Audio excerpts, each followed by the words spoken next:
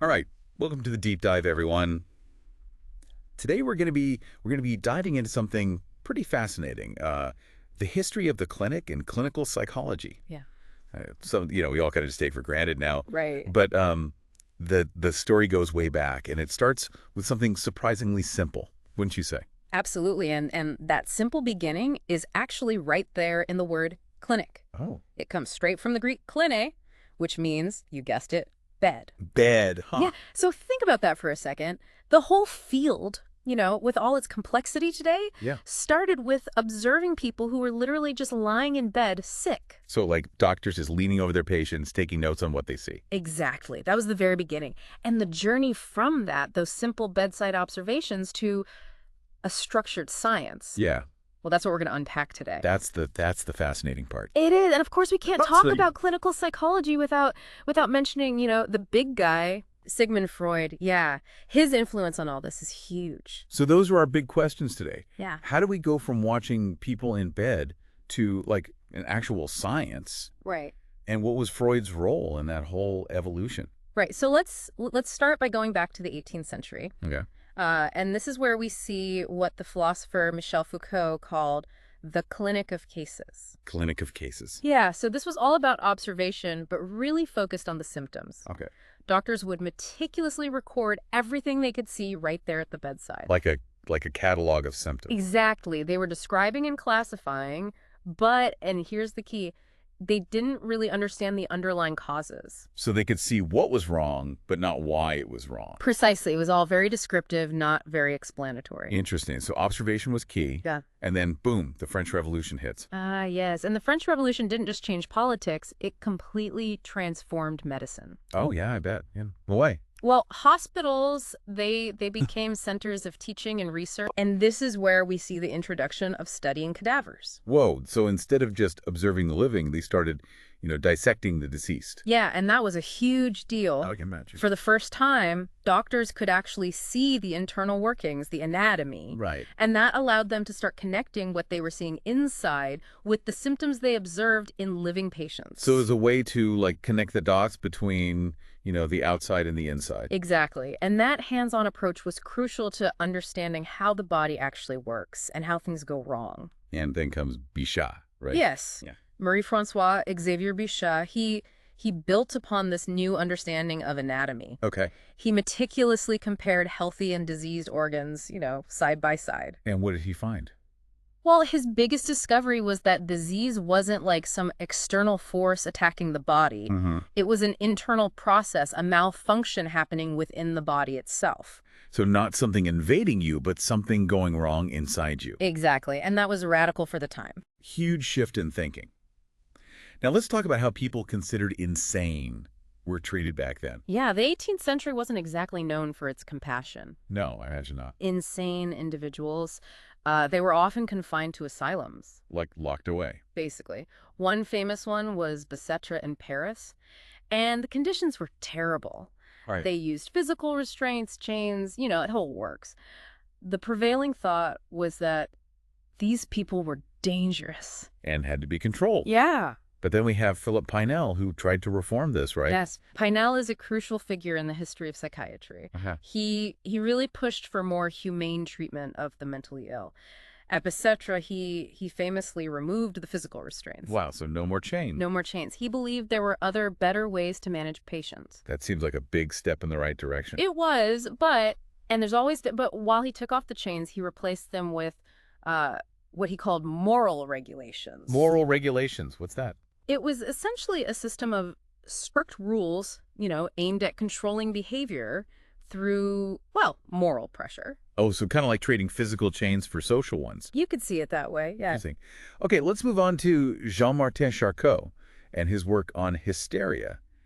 This is where things start to connect to Freud, right? So Charcot, he was this influential neurologist, and hysteria was his his main focus. And hysteria, that was a pretty mysterious condition, wasn't it? It really was, yeah. Mostly diagnosed in women. Real. Yeah, and it was characterized by all these physical symptoms like paralysis, convulsions, sensory problems. But no obvious physical cause. Exactly. Doctors couldn't figure it out. So it was a real puzzle. A total puzzle. And Charcot, he used hypnosis to try and, understand and treat it. Hypnosis, that's fascinating. How did that work? Well, he could often trigger or relieve these hysterical symptoms just through suggestion under hypnosis. Really? Yeah, which made it all the more mysterious, right? Yeah. So what did he think was the root cause of all this? Well, this is where things get a bit tricky. He mostly blamed the patients, particularly women.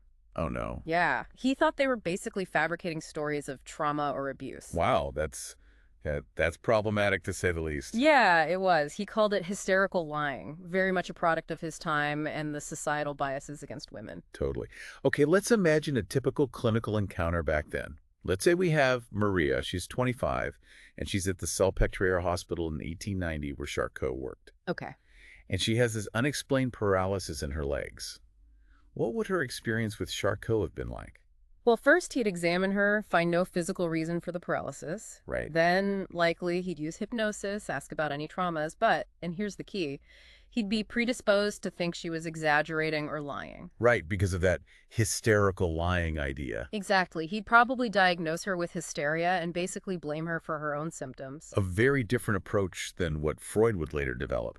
Oh, absolutely. Freud, he actually studied with Charcot for a while. He did? Yeah, but he went in a completely different direction. In what way? Well, he moved away from hypnosis as the main tool and developed this technique called free association. Free association, right. Tell us about that. It was all about letting the patient talk freely about anything that came to mind. No filter? Exactly. No censoring, no judgment. The idea was to allow unconscious thoughts and feelings to surface. So if Maria had gone to Freud instead, what might she have revealed through this free association? Well, in a Freudian framework, her paralysis wouldn't be seen as deliberate lying. Right. It would be her body expressing repressed, unconscious conflicts. Interesting. Likely stemming from difficult or traumatic childhood experiences, maybe even real abuse. But things that were suppressed because society didn't want to hear them. Exactly. Those traumas were often silenced, ignored. So Freud was basically saying, hey, the body's talking to us, we need to listen. That's a great way to put it, yeah. He shifted the focus from blaming the patient to understanding the symptom as a message from the unconscious. A message that needed to be decoded, not dismissed. Right. It's a huge change in how mental distress was understood. Absolutely. It really laid the groundwork for so much of modern psychology. And this leads us right into Freud's larger contributions, and then to Lacan, who reinterpreted Freud in a really fascinating way. Yes. So Freud, he wasn't just about ditching hypnosis. Right. He developed this whole theory of the human psyche, psychoanalysis. Right. He emphasized the power of the unconscious early childhood experiences, our drives and desires. And of course, his somewhat scandalous idea of infantile sexuality. Oh, yeah, that one caused quite a stir back then. I bet. But, all this really revolutionized how we think about the mind. It did. And then comes Lacan, this French psychoanalyst who kind of put his own spin on Freud's work. Okay, tell us about Lacan. So Lacan, he stuck with the psychoanalytic tradition, but he brought in all these ideas from linguistics, particularly from Ferdinand de Saussure. Linguistics, interesting. How did that fit in? Well, his most famous idea is that the unconscious is structured like a language. The unconscious is structured like a language. That's deep. What does that mean in practice, like in Maria's case? So for Lacan, Maria's paralysis wouldn't be just a direct expression of a trauma. Okay. It would be a symbol, a signifier in a much larger system of meaning. Her symptom becomes a way for cultural conflicts to express themselves. So like her family dynamics, societal pressures, all playing out through her body. Exactly. It's not just a physical or psychological problem. It's imbued with this deeper symbolic meaning. Wow. So the symptom becomes a kind of language itself. Right. And this led to a change in clinical practice, too. How so? So it became less about observing and more about really listening to the patient. So what they were saying and how they were saying it. Precisely. Trying to decipher the unconscious meanings hidden in their symptoms.